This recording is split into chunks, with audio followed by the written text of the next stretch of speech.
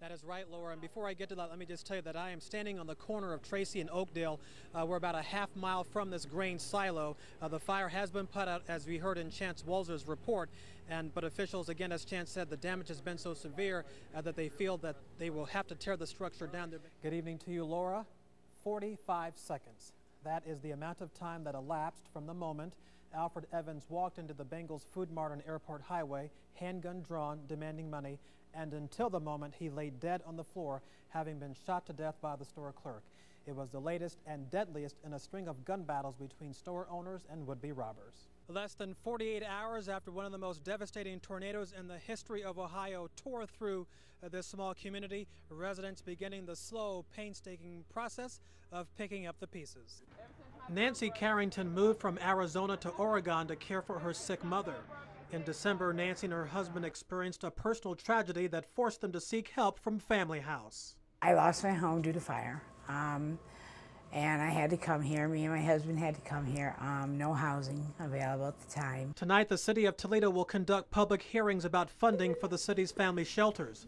After getting thousands of dollars slashed from their grants last year, shelters are bracing for additional cuts. Denise Fox is the executive director of Aurora House. What we've noticed actually over the last several years is that there's a greater need. We seem to be receiving more and more phone calls, more and more need for services. Last year, Family House's funding was cut by more than $80,000, which made the shelter no longer able to provide its residents with daily meals. Outside the shelter, cars of residents are filled with junk food. Executive Director Renee Palacios says a typical dinner for the shelter's children oftentimes is a bag of potato chips and a soft drink.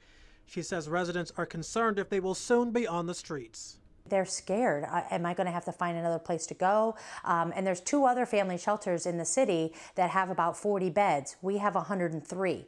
So when I say that if something were to happen at Family House, there would be homeless children on the streets, I say that because there is not another organization that could absorb all of our families. I don't know. I wouldn't have nowhere to go. There would be no place to go. I have no family here. I have no outreach to go to. The same uncertainty hangs over the heads of the women and children who call Aurora House home. If this place closes doors, where would these ladies and children go? We've asked ourselves that. We're the only program in Northwest Ohio that will allow families to remain with us long term. I don't know where these women would go. This afternoon, I had the great privilege of meeting a Toledo woman who is living proof that there is meaningful life after amputation. It's clogging off organs like the skin. In April 2010, Eileen Uberoth and her husband Peter returned from a vacation to Florida. A couple of days later, Eileen began to feel flu-like symptoms. By the time doctors could figure out what was wrong, there was a devastating diagnosis. Come to find out, I had pneumonia and septic shock, and which triggered this DIC, so I lost all the blood flow to my hands and my legs. She was going to lose something, and my prayer was that I not have to make the decision by myself, that she would be awake and know that we're going to maybe lose your feet, maybe lose your hands, your fingers, we didn't know. Eileen says she never got depressed and never felt that her life was over. She got fitted with prosthetic legs at Perry Prosthetics in Perrysburg, and they are now in the early stages of working on getting her prosthetic hands. The owner is Chris Perry, who lost his right leg in a motorcycle accident as a teenager. And everybody has the potential to get back to doing the types of activities they did before. The biggest determining factor is not the technology, it's not my experience, it's not my willingness to innovate, it's the human will. Eileen was sad to hear that some of the people injured in Boston on Monday had to have their legs amputated. She knows they have a long recovery time ahead. People think you just get your new legs and you walk, but it's a lot of work, a lot of exercise, and it helps if you have great family support, which I had. Yeah. The annual average income for a Haitian is less than $700 a year. That equates to less than $2 a day. In the small village where the Missions International of America team works, unemployment is 100%. So when Dr. J, as the villagers call him, comes to the Savonette, they know there will be work to do.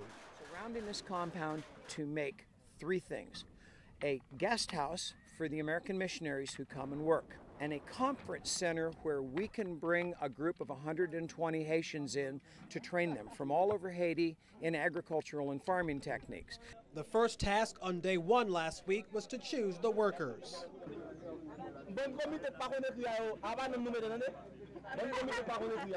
The original plan was to hire 50 workers, each to be paid $10 a day for 4 days. 120 men showed up, so Dr. J decided to hire an additional dozen men. And as the last few names were called out, tensions flared when some realized their name would not be called.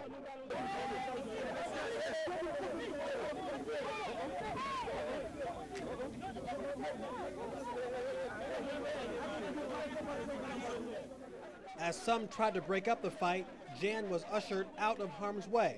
She was determined to complete the hiring process, but realized that everybody needed a time out.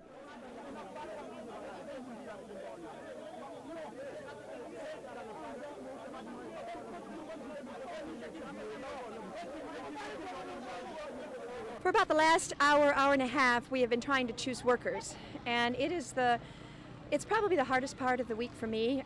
It's usually the place where I melt, because these men, we had about 120 men for 62 jobs. These men aren't asking you to give them money. They want to work to feed their families. Theogen Esmiley, known as Smiley, is one of the Nielsen's top Haitian workers who oversees the hiring process. It's always like this. At the first hours in the morning, when we started to hire them, everybody fight for jobs. Jan says at no time during the melee did she feel threatened. I was not at all concerned. There is no way in the world that these men would hurt me. There are a multitude of men out there that literally would protect me with their life. I wasn't the slightest bit concerned. There were a couple of men who came immediately up to me and surrounded me just in case. The workers were eventually chosen and sent into the fields to work. At lunchtime, I showed them the video of the fight. They realized how foolish it was and had a good laugh. Those that were not chosen this time will not be forgotten. Each time we come, we will have a new list, and they will work the next time.